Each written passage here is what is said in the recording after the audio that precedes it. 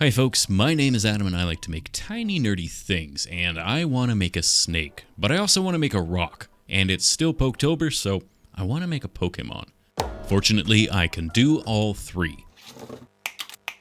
However, I'm not just going to make a single rocky snake boy, no, I'm also going to make a shiny metal snake boy as well. Before that though, it's time to bulk out that body. I'll start by wrapping the metal rod that will become my onix in a couple layers of previously loved aluminium foil, working them into somewhat circular balls that will become progressively smaller as I work my way down to his tail.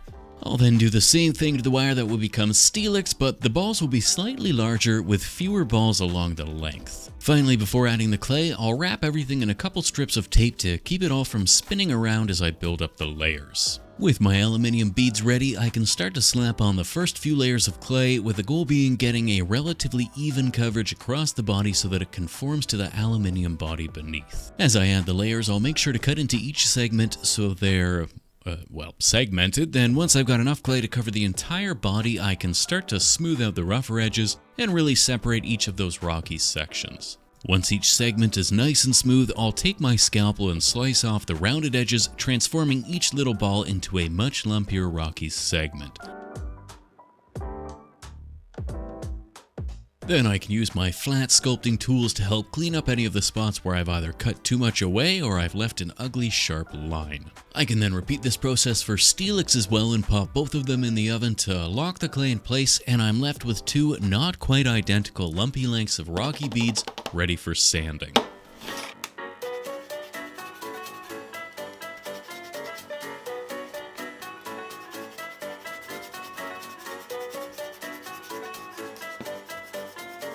With the sanding finished, I can finally get on to making something slightly more interesting, starting with Onix's head. His head starts in the same way as his body, with a lump of clay slapped on top of the pre-existing aluminium skull beneath, but I'll kick up the excitement a notch by adding a unibrow and a long nose.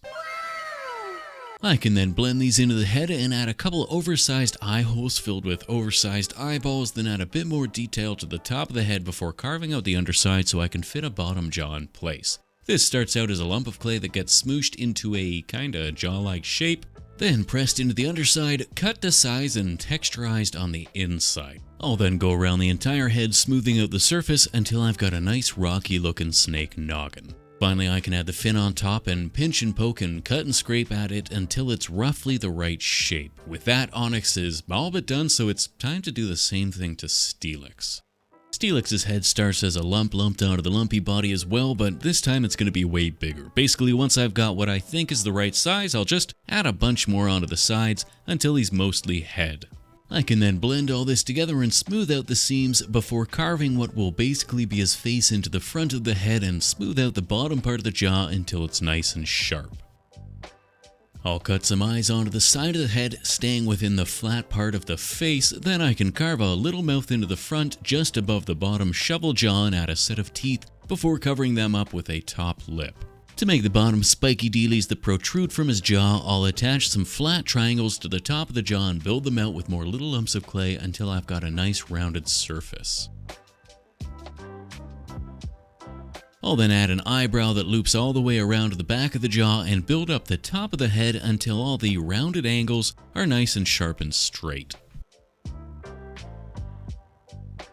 His horns are little blocks of clay that I've cut out of a thick sheet and pressed into place, then blended into the rest of the head. Then I'll make a couple more of varying sizes to fit around the rest of his face and on the underside of his bottom jaw.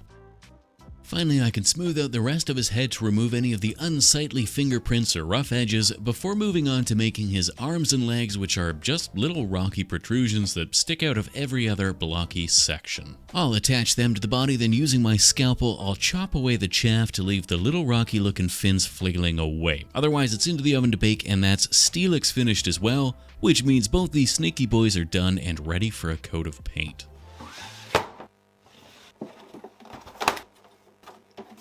I'll start with Onix, who's already gray, but it's more of a clay gray and I want a rocky gray, so I'll give him a full once over with a nice warm gray. Once that's dried, I'll add a very heavy black wash that I made by mixing ink, water, and flow improver, but I'll forget to add the water, so it's really just runny black ink that I dabbed away the excess before it was able to dry.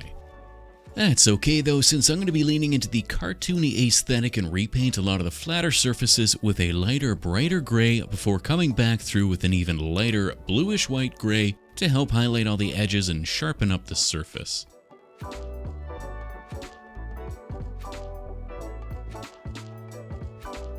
Finally, a little final dry brushing with that same bluish whitish gray will add some scuff marks, and I can paint his eyes bright white with a little black dot in the middle.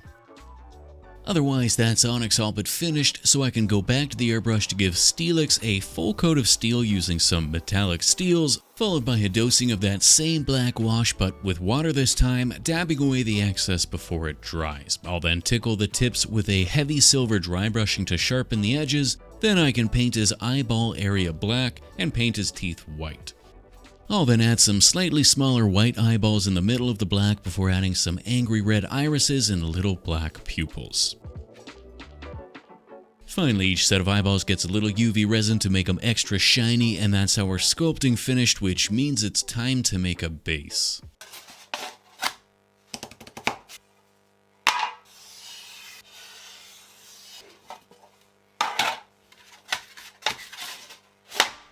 Once I've got myself a little XPS disc, I'll paint the rim black, then figure out where my fighters will stand, or flop, or flail, or whatever it is they do. I do, however, want steelix to be staring down at onix, but he hasn't got quite the height, so I'll add a little lump of XPS foam underneath where he'll sit, so he's got a tiny bit more height. I'll then glue that piece of foam in place, cut away the excess so it matches the curve of the base, and then smooth out the edge so it's a little less obvious. Once that's all sorted out, it's time to make some mud, which I like to make by combining hole filler, sand, Mod Podge, and a couple different brown paints. These all get mixed together in nearly completely random quantities until I'm left with a delicious looking little Lurpak container's worth of synthetic mud ready to be slapped onto my foamy flooring. I'll then spread it out until I've got ample coverage across the entire surface, at which point I can attach my bead boys. I stuck a couple wires into their torsos where they'll attach to the ground to help them stand upright. Finally, to imply some movement and make it look like they're in the throes of a proper battle, I'll use the leftover muddy mixture to make some muddy waves splashing outwards from their bodies, and some toothpicks will help to make some taller waves and gouts. Otherwise, that's my double snake mud battle mostly finished. However, I decided from the get-go that I wanted to use both these creatures' cards in the finished product. Unfortunately, I haven't got any cards, so I'm gonna have to make my own. To make my counterfeit cards, it's just a case of printing some decent copies onto some extra thick cardstock and using a sharp scalpel and some various chisels to cut out one of each card and a matching blue back that I can then pressure fit together.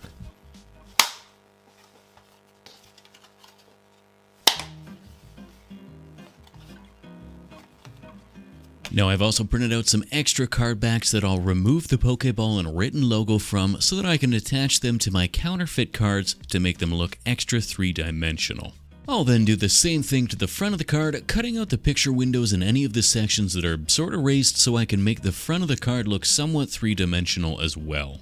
Now I should point out that this whole section is kind of a lie since I actually did all of this before I even started sculpting, but I wanted to put this towards the end of the video since it's fun to see how many people left me angry comments telling me I shouldn't have ruined a real card despite having not actually watched the video. Once I've cannibalized all the various bits and bobs from the other card faces, I can glue them all onto the face of my first card and repeat this process for onix, creating a pair of semi-three-dimensional Franken cards of epic proportions. I'll make sure to paint the sides of the card yellow to hide the white of the cardstock as well as the red of the Pokeball on the back, though I'll leave the white around the lettering because I kinda like it, and then I'll repaint the edges of the picture frame silver so it looks a little more, well, like a frame.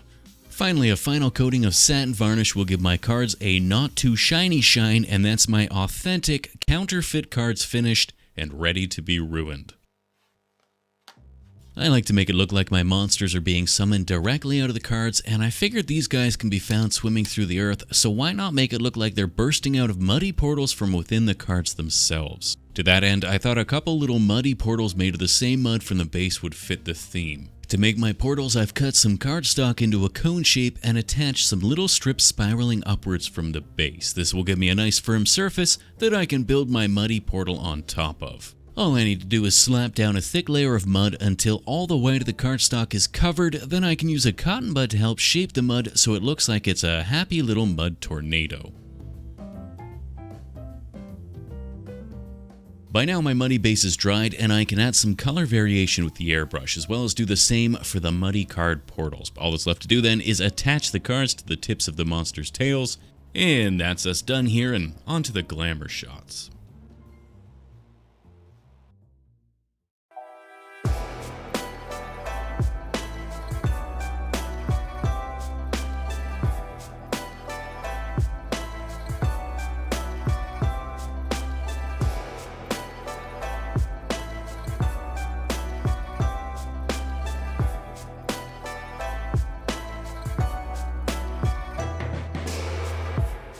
As always, a big ol' thank you to my lovely patrons, and a special hey how are you to the newest of them: Alaya Bellagio, Anna Robinson, Noah Hausman, Curtin Rascal, Wookie Boy YT, Matthias Rickert, John and Haley, Michael, Quanta Starfire, Damara Moro, The Shy Guy, Witchwin, Backseat Josie, Jean He, Happy Birthday Moira, Happy Birthday The Danester, and love your work Adam, but could you please make a scrab from Oddworld? You are the big steel snake monster that keeps this little rocky snake monster of a channel in check. If you like this video, then leave me a comment down below, and if you didn't like the video, then contact Google directly to request your refund. Otherwise, we'll see you next time. Cheers.